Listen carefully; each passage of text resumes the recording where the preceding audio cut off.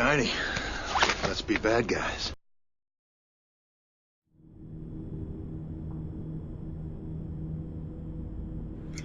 Alright, here we're looking at the back of the Freelancer, which is, you can see from the second floor of the business class hangar in Star Citizen. We're going to start moving our way down the hallway here towards the far end of the hangar. There's a door up here on the right. Doesn't open yet, no idea what's behind there. It could be something that they're adding in the future, like additional storage, or maybe another elevator down to the hangar floor to get to your ships from that location. Now we're looking at the rear of the Origin 300i series, and then we're going to zip down here to the end and ride the elevator back out to the main hangar floor. And the elevators, once you're in them, there's no additional controls. It automatically takes you to whatever the other floor is. So now we're out on the main hangar floor of the business class hangar and looking at the 300i. We will just take a quick walk around the 300i so you can see the whole ship. See, it's got the two filled hard points on the outside of the edge of each wing and available hard points there on the interior portion of the wings that are not filled with any weapons yet. It's good starter craft because it can be customized for several different roles, from combat to exploration and more of a general all-purpose kind of role like this one's currently configured for. So let's hop up inside, and you can see it's not very roomy inside. We'll take a look at the cockpit first. And here's our cockpit. I do like the animation it uses for this.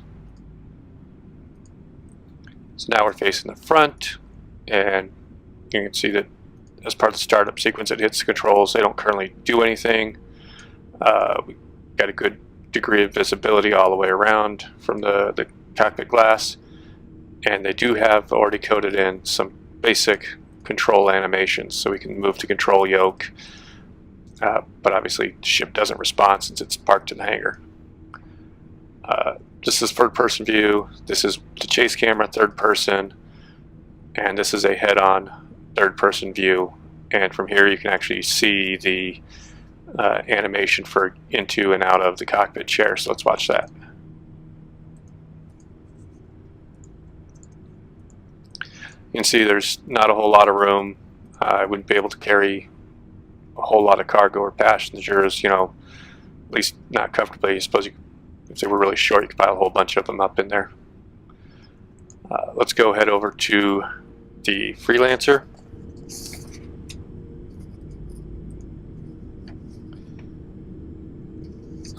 This is the Freelancer. Take a quick walk around that so you guys can get an idea of its size as well as the default loadout on it. You can see the two laser cannons on the sides, the belly turret there, the missiles on the ends of the wings,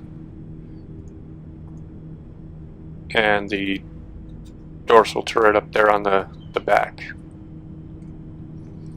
Much bigger ship, obviously it'll have more room for cargo and or passengers. The 300i max crew is 1. The Freelancers has a max crew of 2. So let's go hop up inside and take a look at its interior.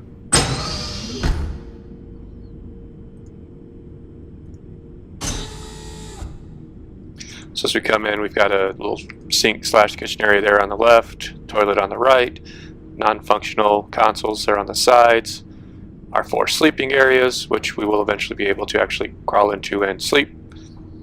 4 crew stations, only 2 of which are for the actual crew. The other back 2 are just for the passengers to sit in.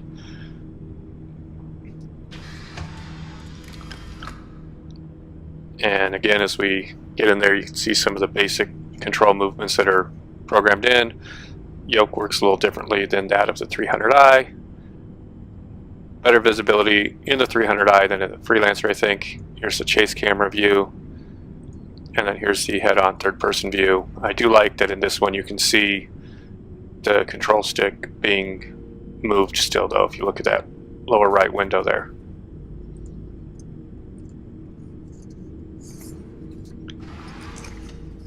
So go back and take a quick run through the cargo holds.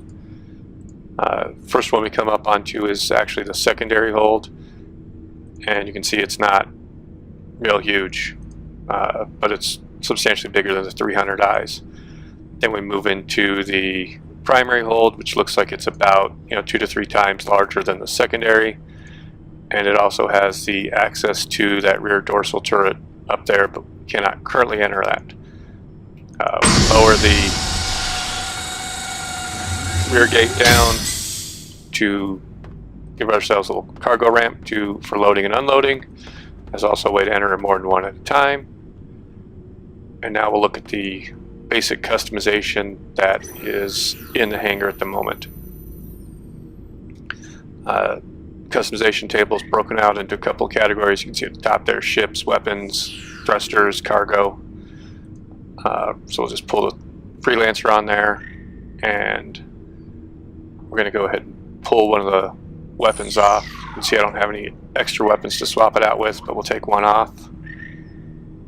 And then there's a tooltip flashing up on the side there that provides a little bit more detailed information about the hard point that you're mousing over at the time. So we got power,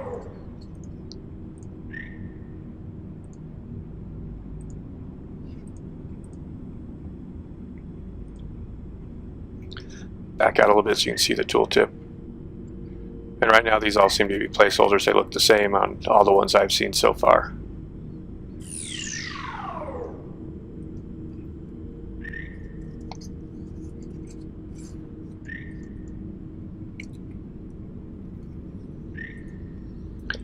Right now any customization changes that you make are just temporary. The next time you log into the hangar, everything will be back the way it was initially. That is something that's obviously going to change in a future build, where that customization will be persistent. So here we have the Gamescom trophy that was given. Now it's sitting on a shelf. When the hangars first deployed, the business class hangar didn't have that shelf, so the trophy was just hanging out on the floor over here, which made it hard to get a good look at and see anything about it. You can't move them yet, but I'd imagine for the trophies they'll always have to be on that shelf. And if we run over here to the other side, you can see that that laser cannon that we took off in the customization table is in fact off, and that mounting point is empty at the moment. So there's a quick look at the 300i, the Freelancer, and the business class hangar for Star Citizen.